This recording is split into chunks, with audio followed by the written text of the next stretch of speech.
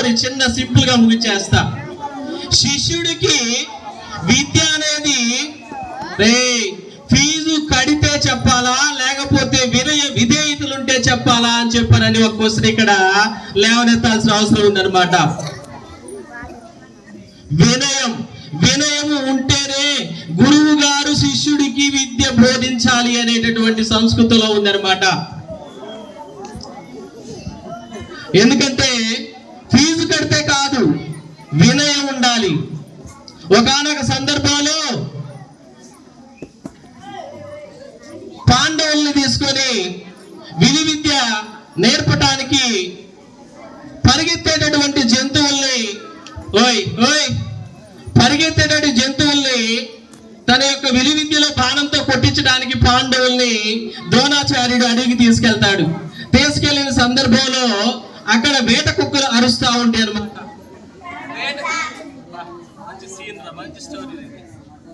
వేట కుక్కలు అరుస్తా ఉంటాయి అన్నమాట.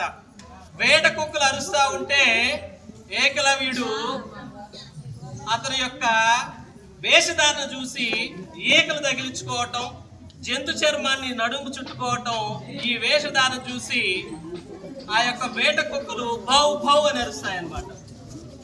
అప్పుడు ఏకలవ్యుడు తన బాణాలని తీసుకొని ఇలా ఈ విధంగా సంధించి 6 బాణాలు కొడతాడు. ఈ విధంగా సంధించి 2 దవడికి 5 దవడికి సార్ 6 12 బాణాలు కొడతాడు.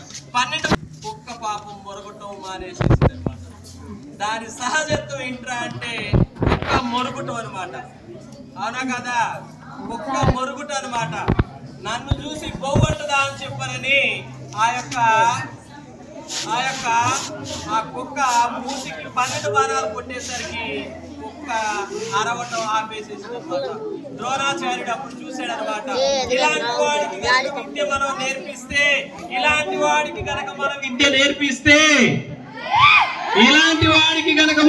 నేర్పిస్తే ఇది సమాజానికి హాని కలుగుతుంది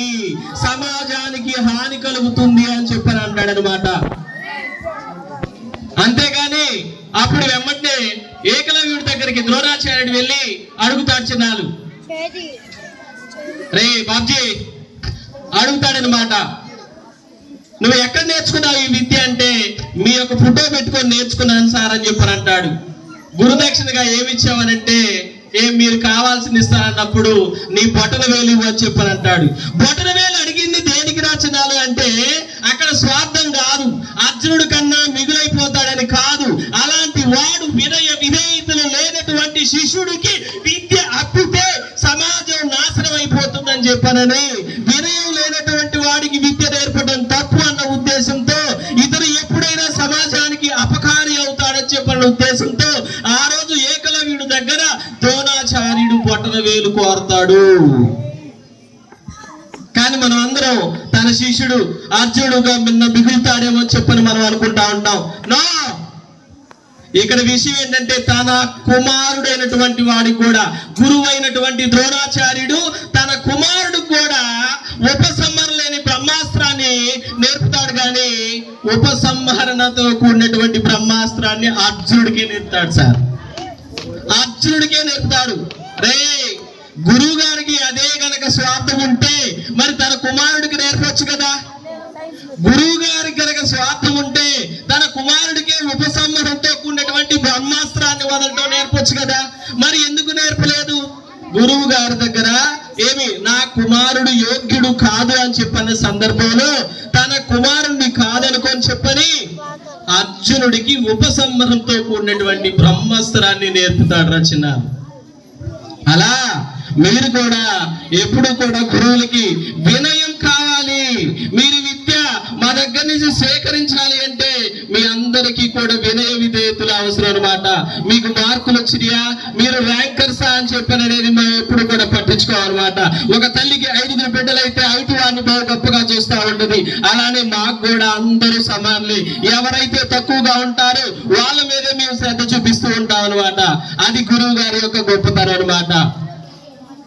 కాబట్టి మీరు కూడా మరి కేవలం మార్కుల ద్వారా విర్రవీగుతా ఉంటారు, లేకపోతే వినయ విధేయతలు సంస్కారంతో కూడినటువంటి విద్యను నేర్చుకొని సర్వేపల్లి రాధాకృష్ణ లాగా హైట్ ఆఫ్ సక్సెస్ అని చెప్పనని టీచర్ నుంచి రాష్ట్రపతిగా ఎదిగినటువంటి గొప్ప వ్యక్తులుగా పద్దాక సర్వేపల్లి రాధాకృష్ణ గురించి చెప్పుకోవటము, గురిజాడ జాషువా గురించి చెప్పుకోవటము, టంగుటూరి గిడుగు రామూర్తి పంతులు గారి గురించి చెప్పడం కాదనమాట.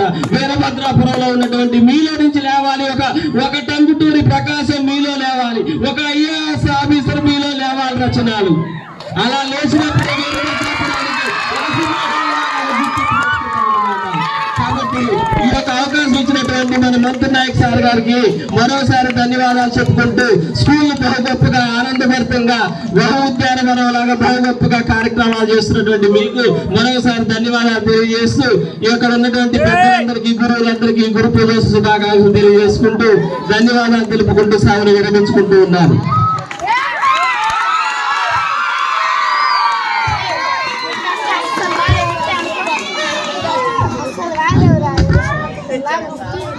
Thank you sir. మరి హిందీ మాస్టర్ పోతరాజ్ సార్ మాట్లాడితేనే ఎక్కడ లేనటువంటి ఉత్సాహం ఆనందం అనేటువంటిది ప్రతి పిల్లవాడిలో కనిపిస్తుంది. మరి సార్ చెప్పినటువంటి గురు శిష్యుల మధ్య బంధం మరి ఎలాంటిది అనేటువంటిది చాలా చక్కగా వివరించారు. కాబట్టి ఒకసారి పోతరాజ్ సార్ను మరొకసారి ధన్యవాదాలు.